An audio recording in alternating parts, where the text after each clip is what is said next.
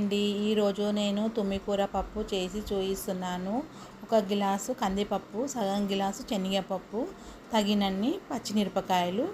కారం ఎక్కువ తింటే ఎక్కువ వేసుకోండి. నేను కొన్ని వేసినాను. చింతకాయ,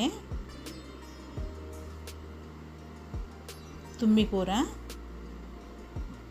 మొత్తం తుమ్మికూర అంతా ఇట్లా ఏరి పెట్టుకోవాలన్నమాట. ఆకు వేసుకోవాలన్నమాట. బాగుంటుంది, టేస్ట్ ఉంటుంది, మంచిగా అవుతుంది అంత. ఇప్పుడు తుమ్మికూర వేసేసుకున్నాక తగినన్ని వాటర్ పోసుకోవాలి.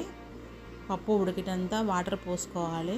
కొంచెం ఆయిల్ వేసుకోవాలి, పప్పు ఉడకాలి కదా, అందుకోసము కొంచెం ఆయిల్ వేసినాను. తగినంత సాల్ట్, కొంచెం పసుపు వేసుకోవాలి. వేసుకొని మొత్తం అంతా కలుపుకోవాలి. కలుపుకొని కుక్కర్లో మూత పెట్టేసుకోవాలి. మూత పెట్టుకొని ఒక 3-4 విజిల్ వచ్చే వరకు పప్పు మెత్తగా ఉడికించుకోవాలి. మంచిగా ఉడికినాక విజిల్ పోయిన తర్వాత, కుక్కర్ విజిల్ పోయిన తర్వాత తీసి చూడాలన్నమాట. పప్పు ఉడికిందా లేదా మనము ఒకసారి చెక్ చేసుకోవాలి. ఉడికింది. ఇప్పుడు మనము మెత్తగా పేస్ట్ చేసుకుందాము. పేస్ట్ చేసుకొని పోపు వేసుకుందాం. మంచిగా బాగా మెత్తగా పేస్ట్ చేసుకోవాలి. పప్పు అంతా రుబ్బుకోవాలన్నమాట. చూడండి ఈ విధంగా అంతా. ఇప్పుడు ఆయిల్ వేసుకొని కొంచెం నెయ్యి కూడా వేసుకోవాలి. తగినంత ఆయిల్ పోపు వేసుకొనికే. నెయ్యి వేయడం వల్ల టేస్ట్ ఉంటుంది, బాగుంటుంది. ఆవాలు, జీలకర్ర,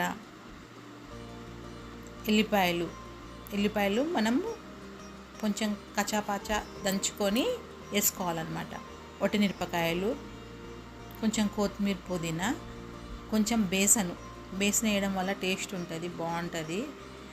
కొంచెం పప్పు కూడా పలసగా అయినా కూడా చిక్కగా అవుతుంది, టేస్ట్ అవుతుంది. అందు గురించి నేను బేసన్ వేసినాను అన్నమాట. చూడండి,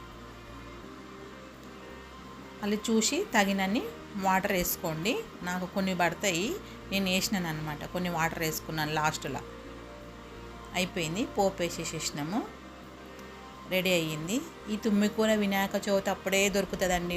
మధ్యలో మళ్ళీ ఎప్పుడు దొరకదు. పొలాలు ఉంటే పొలాల్లో దొరుకుతుంది, సిటీలో అయితే అసలు దొరకదండి ఇది. చూడండి, అయిపోయింది తుమ్మికూర పప్పు. ఇప్పుడు రెడీ అయిపోయింది. నేను చేసిన తుమ్మికూర పప్పు మీకు నచ్చిందా? నచ్చితే లైక్ చేయండి, షేర్ చేయండి, సబ్స్క్రైబ్ చేయండి, పక్కనున్న బెల్ ఐకాన్ని క్లిక్ చేయండి.